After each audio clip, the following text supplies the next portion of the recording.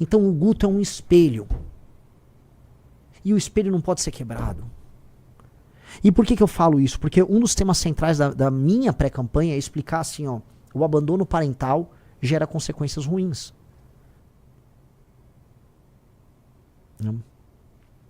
Acho que a candidata do PL será a Michele. Flávio Amarelar. Não, eu não acho que a candidata será a Michele.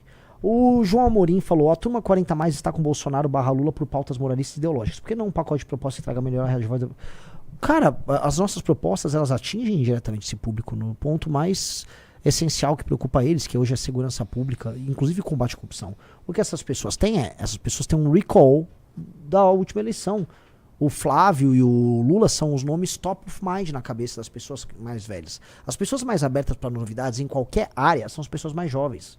O nosso cérebro, galera, ele... Até o pessoal fala muito de rewire, que é você reamarrar o seu cérebro, né? Você reorganizar os neurônios. Porque a gente cria circuitos de pensamento. Conforme o tempo passa, por que a gente se torna repetitivo?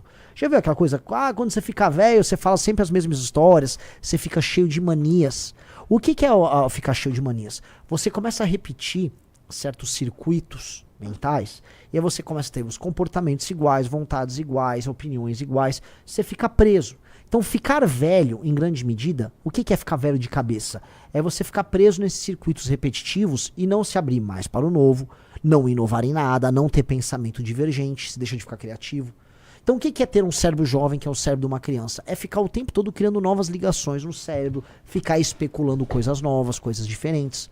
Então, isso aqui é uma lição para, né, sempre estar se rejuvenescendo. Agora, o cérebro do jovem é aberto ao novo, enquanto o cérebro das pessoas mais velhas, como ele vai, né, tô botando uma aspas aqui, calcificando, ele vai ficando preso em certas conexões neurais mais antigas, ele vai, né, ele vai ficando meio lento, né? Lento não, ele fica pouco criativo. Então essa pessoa, ela demora mais para se abrir ao novo, enquanto que as pessoas mais novas estão abertas ao novo.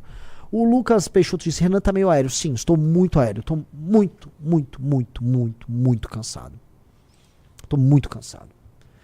E isso tem um efeito na cabeça, cara. Você começa a ficar, só de falar assim, isso já me dá um... Cadê o Super Coffee? Eu já tomei, cara. Não vou ficar tomando tanto Super Coffee não, porque também você fica muito acelerado. Também não, nem a pau. Então, né, voltando, eu tô cansadão mesmo. Do que eu tava falando mesmo, Riso? Dos mais velhos, tá? Essa questão dos mais velhos é uma questão ainda a se resolver, tá? Eu não quero me abrir para o novo. Não, partido não, se abra para a missão, né? Renan Saploski, eu sei qual livro você tá falando. Outros temas que estão rodando aí, tá? Tem o tema da briga do bolsonarismo, né? A briga interna do bolsonarismo, que eu acho que é uma coisa que... comente. Eu não quero comentar mais nada desses caras, porque agora eu sou pré-candidato à presidência e eu tenho que tirar um pouco a mente do analista e entrar um pouco a mente do pré-candidato. É óbvio que essa briga nos beneficia, mas eu não comentarei, não é porque eu tô sendo oportunista, é porque essa briga era inevitável. E na verdade nós fomos muito bonzinhos nessa briga. A gente meio que avisou a família Bolsonaro de que eles tomariam uma tungada dessa galera já há alguns anos. Agora, eles são viciados em errar. Eles são viciados em atrair oportunistas. Vamos lembrar, o Pablo Marçal concorreu a prefeito de São Paulo e foi até o Bolsonaro pegar aquela medalha de imbrochável. Ou seja, os caras premiam, eles dão certificados de idoneidade bolsonarista pros caras que vão apunhalar eles. Mesma coisa com a turma do Nicolas, etc. É óbvio que os caras estão fazendo isso. E ainda vira uma coisa muito ruim, que é os caras não conseguirem sequer reagir. Então o Eduardo tentou reagir lá, o Nicolas, e aí ele toma bronca do Rodrigo Constantino. Então fica uma...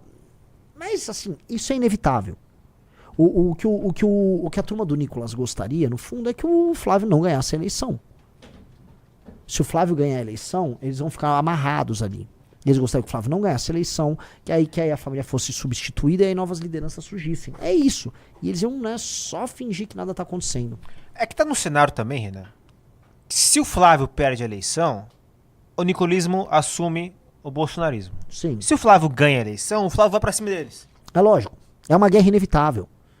A guerra só se tornou também inevitável porque permitiram dentro da família Bolsonaro que o Nicolas chegasse a um tamanho que chegou fazendo o que ele faz ali dentro. Sim.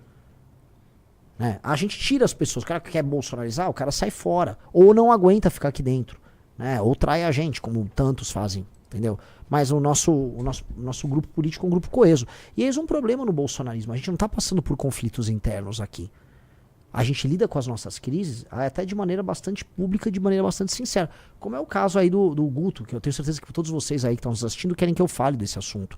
Tem superchats e tal, o Arthur abordou. E óbvio que eu não vou me furtar de abordar esse assunto, porque é um assunto muito chato, que a gente tem que lidar com porta-vozes, com pré-candidatos. É um negócio extremamente chato mesmo, é um negócio desagradável. E que me fez muito mal nos últimos dias. Me fez mal pra caramba, não nego, não vou ficar fingindo que eu sou de aço, tal. É um assunto que me deixou chateado mesmo, não vou negar. Mas, né, o grupo em si, ele é coeso, ele é verdadeiro e ele é coeso no trato, e a gente vai ser verdadeiro e ser coeso e vai tentar resolver as coisas sempre da maneira mais inteligente, mais justa possível. Mas definitivamente esse aqui não é um caso fácil, não é um caso fácil, tá? O cara falou, Renan é um Lula com diploma, é a mesma retórica. Eu não entendi. Você tá querendo dizer que eu tenho a retórica do Lula? Eu não achei a retórica do Lula grande coisa. E eu também não tenho diploma, então você, o exemplo é muito ruim. Seu exemplo é péssimo, cara. Né? Cobra se mordendo, tudo igual, e ambos tiveram que ferrar o outro. Exato, a briga ali já é uma briga, né, feia, tá?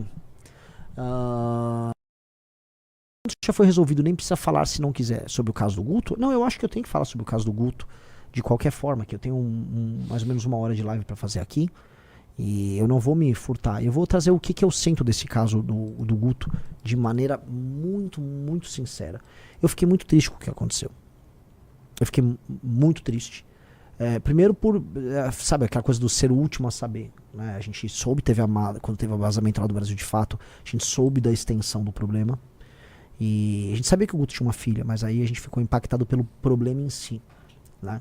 E o problema é um problema que para as pessoas dói, que é um problema de imagem, em que por mais que, pô, a moça perdoou, por mais que haja uma briga ali e você possa ter todas as justificativas, o que dói é parecer para algumas pessoas que a gente tem um discurso assim e na prática é assado, que é o que pessoas vieram criticar do Guto. E por mais que o Guto seja um político brilhante, um grande deputado estadual, uma liderança, isso não foi uma história boa pra ele. Até porque o Guto tem uma coisa que é um elemento que talvez ele não tenha se tocado, e eu conversei isso com ele. O Guto é um exemplo para milhões de jovens mais pobres. E ele sabe disso. Veja, o Guto, ele é existe a figura do negro de direita, que é uma figura meio triste. Né? Que em geral o negro de direita é sempre um político negro puxa-saco de algum outro político, em geral branco. O Guto nunca foi isso. Eu sou o negão do Bolsonaro, igual tem o índio do Bolsonaro. O Guto, ele mostra o sucesso e a potência do jovem negro, vindo ou não da periferia. A capacidade de pensar, a capacidade de agir. Um cara que é a favor da lei e ordem. E ele é exemplo para milhões de jovens. Ele é exemplo para milhões de jovens, isso precisa ser colocado. E aí quando ele mostra que é possível ser um menino negro de sucesso, o que ele espelha para esses jovens? Pô, tá aqui. O Guto é um cara que cresceu, não é um MC. Que, não, pô. É um cara estudioso, debate com qualquer um, se posiciona bem sobre qualquer tema, é altamente eficiente naquilo que ele faz. Então o Guto é um espelho. E o espelho não pode ser quebrado. E por que eu falo isso? Porque um dos temas centrais da minha pré-campanha é explicar assim, ó, o abandono parental gera consequências ruins. O abandono parental gera um menino que no fim do dia termina cometendo um crime. E por mais que assim, teve o negócio do áudio, que eu pessoalmente preferi nem ouvir. Mas sei o contexto, eu li o contexto do áudio. Mas é o contexto do áudio ali, é uma disputa, uma briga ali que foi parar na justiça, que a moça já perdoou, falou que aquilo tá descontextualizado. Independente de qualquer coisa, aquela história tá dentro de um contexto de abandono parental. Porque o aborto não aconteceu. Mas ela ficou num contexto de abandono parental, de um cara jovem fugindo de um problema, que pra mim esse é o problema. E isso é ruim porque isso não pode servir de exemplo para milhões de jovens. O Brasil é o país do abandono parental. O Brasil é o país do abandono parental e nós não podemos ser o partido político do abandono parental. Lembra quando a gente fala meteu, cuidou? Então prendeu, matou e meteu, cuidou. Nós não podemos ser o partido disso, cara. Não mesmo. Não mesmo. E essa história, ela gera um exemplo, uma quase fatalidade para as pessoas disso. Do tipo, putz, né? É um ciclo que fica se repetindo. E ele não pode se repetir. Ele não pode se repetir. Enfim, hoje a gente tem um partido. O Guto é o Guto é o primeiro deputado estadual da história do partido. O Guto, ele sempre está na nossa história. E é uma pessoa brilhante, é um grande amigo. Mas o Guto, ele tem que viver o que ele fala nesse sentido. E, pra mim, ele precisa, mais do que essa questão do áudio. A questão do áudio, assim, o partido tem uma área ética. Agora a gente tem essas partes burocráticas, a gente tem um partido. E eu acho que no Conselho de Ética é legal o Guto explicar o contexto daquela briga.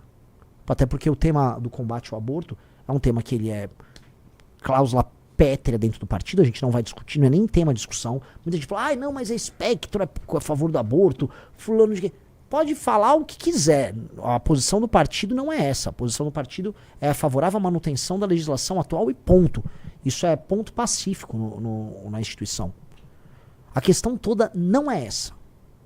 A questão toda é assim, ele vai lá e se explica, é o abandono ao longo do processo de um cara que fugiu do problema e que a gente precisa, na prática, dar exemplo nisso, porque isso, tanto quanto a questão do aborto, e em termos de políticas públicas talvez até mais, isso tem consequências. E eu acho que o Guto tem que se comprometer com a consequência e com a solução. Eu acho que o Guto tem que dar um exemplo de como não cometer o abandono parental, o abandono da figura masculina com o seu filho ou sua filha. Porque isso claramente tem consequências. Eu passei os últimos meses gravando sobre isso, dando entrevistas sobre isso, trazendo estatísticas sobre isso. A gente não pode incorrer nisso. E acho que a redenção do Guto tem que passar necessariamente por uma mudança nisso, porque ele é um exemplo, ele é um espelho para milhões de jovens. E a gente tem que ser isso, cara. A gente tem que ser o exemplo que a gente tá querendo viver na sociedade. A gente tem que ser isso. Então não adianta a gente... Eu sei que a militância, vamos defender o Guto, eu acho sensacional a defesa, o espírito de corpo é guerra. Agora, dito isso, a gente tem que falar que temos um problema aqui. E esse problema precisa ser encarado. O problema é o seguinte, cara. Tem um elemento que envolve, pra mim, um tema que é central, que é a questão do abandono parental, que precisa ser endereçado agora pelo Guto. Qual é o nome da ex-namorada dele? Giovana. A Giovana. E a Giovana, que gravou o vídeo, que defendeu ele, acho que ela e ele têm uma jornada a resolver nisso. E qual é a jornada? É a jornada de mostrar, assim, vencer o abandono parental. E aí eu acho que essa é a jornada de redenção dele. Porque o que mais me chateou nessa história, tirando o fato dele não ter falado dessa história pro grupo, não ter trazido drama pro grupo pra resolver, tirando os problemas da briga ali com ele e ela, que eu volto a colocar, briga de marido e mulher, não se bota a colher. Eu não conheço o contexto das discussões.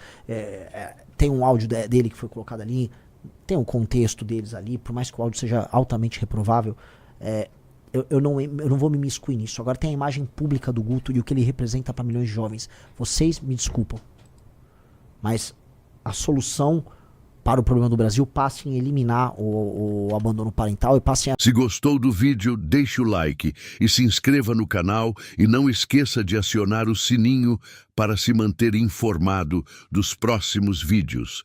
Te vejo no próximo vídeo.